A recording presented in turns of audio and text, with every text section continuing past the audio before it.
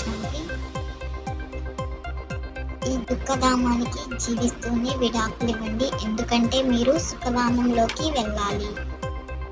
బాబా అంటారు, పిల్లలు కామం మహాశత్రువు, దీనిపై విజయాన్ని పొందండి. ఈ కాస్త శ్రమనే నేను మీకు ఇస్తాను. మీకు సంపూర్ణ పావనంగా అవ్వాలి. పతితము నుండి పావనంగా అనగా పారసముగా అవ్వాలి. పారసముగా అయ్యేవారు రాతి వలె అవ్వలేరు. పిల్లలైన మీరు ఇప్పుడు పుష్పాలుగా అవ్వండి. అప్పుడు బాబా మిమ్మల్ని నయనాలపై కూర్చోబెట్టుకొని తమతో పాటు తీసుకెళ్తారు. బ్రాహ్మణులైన మనమే దేవతలుగా అవుతాము అన్నది పిల్లలు తప్పకుండా అర్థం చేసుకుంటారు. ఈ నిశ్చయం పక్కాగా ఉంది కదా. టీచర్ ఎవరినైతే చదివిస్తారో వారిని తప్పకుండా తమ సమానంగా తయారు చేస్తారు. ఇది నిశ్చయంతో కూడిన విషయం. కల్పకల్పం తండ్రి వచ్చి అర్థం చేయిస్తారు. నరకవాసులైన మనల్ని స్వర్గవాసులుగా తయారు చేస్తారు. మొత్తం ప్రపంచం అంతటిని తయారు చేసేవారు ఎవరో ఒకరైతే ఉంటారు కదా. తండ్రి స్వర్గవాసులుగా తయారు చేస్తారు, రావణుడు నరకవాసులుగా తయారు చేస్తాడు. జ్ఞానం అయితే చాలా సహజమైనది. ఇది ఏమంత పెద్ద విషయం కాదు. కానీ ఎటువంటి రాతి బుద్ధి కలవారిగా ఉన్నారంటే అసలు వారు పారస బుద్ధి కలవారిగా అవ్వడమే అసంభవమని భావిస్తారు. నరకవాసుల నుండి స్వర్గవాసులుగా అవ్వడంలో ఎంతో శ్రమ అనిపిస్తుంది, ఎందుకంటే మాయా ప్రభావం ఉంది. ఎవరైతే చాలా భక్తిని చేస్తారో వారే ఈ జ్ఞానానికి అర్హులు, వారికే అర్థం చేయించాలి. ఇకపోతే ఎవరైతే ఈ కులానికి చెందిన వారు కారో వారు అర్థం చేసుకోరు. కావున ఊరికే వారు వెనుక సమయాన్ని ఎందుకు వృధా చేసుకోవాలి. వారు మన వంశానికి చెందిన వారు కానీ కాకపోతే ఏమీ అంగీకరించరు.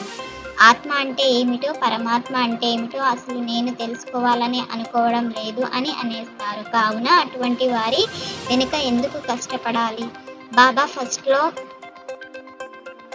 సో లాస్ట్ అని ఖచ్చితంగా తెలియజేస్తారు. ఫస్ట్లో వజ్రతుల్యంగా ఉన్నారు, లాస్ట్లో గవ్వతుల్యంగా ఉన్నారు.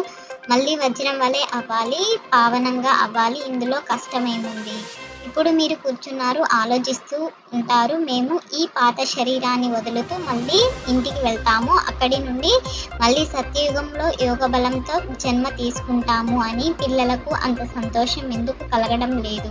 ఎలాగైనా సరే తండ్రిని తప్పకుండా స్మృతి చేయాలి. ఇందులో హఠయోగం చేసి లేక ఆసనాలు మొదలైన వేసే విషయం కూడా లేదు. బాబా ఎటువంటి కష్టము ఇవ్వరు. మీరు ఎలా కూర్చున్నా సరే మేము అతి ప్రియమైన పిల్లలము అని మాత్రం స్మృతి చేయండి. వెన్న నుండి వెంట్రుకను తీసినంత సులువుగా మీకు రాజ్యము లభిస్తుంది.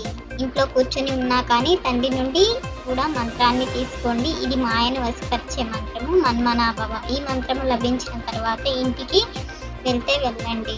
తండ్రిని మర్చిపోవడం వలన నష్టం కూడా ఎంతగానో ఉంటుంది. పక్కా వ్యాపారస్తులుగా అవ్వండి. తండ్రిని స్మృతి చేయడం ద్వారానే ఆత్మ పవిత్రంగా అవుతుంది. తండ్రి అంటారు, మధురాతి మధురమైన పిల్లలు దేహి అభిమానులుగా అవ్వండి. ఇది పక్కాగా అలవాటు చేసుకోవాలి. స్వయాన్ని ఆత్మగా భావిస్తూ తండ్రి ద్వారా చదువుకుంటూ ఉన్నట్లయితే నావ ఆవలి తీరానికి చేరుకుంటుంది, శివాలయంలోకి వెళ్ళిపోతారు. తండ్రి అంటారు, నన్నొకరిని స్మృతి చేసినట్లయితే మీ పాపాలు భస్మమవుతాయి. ఇది యోగాగ్ని. దీని ద్వారా మీరు తమో ప్రధానం నుండి సతో ప్రధానంగా అయిపోతారు.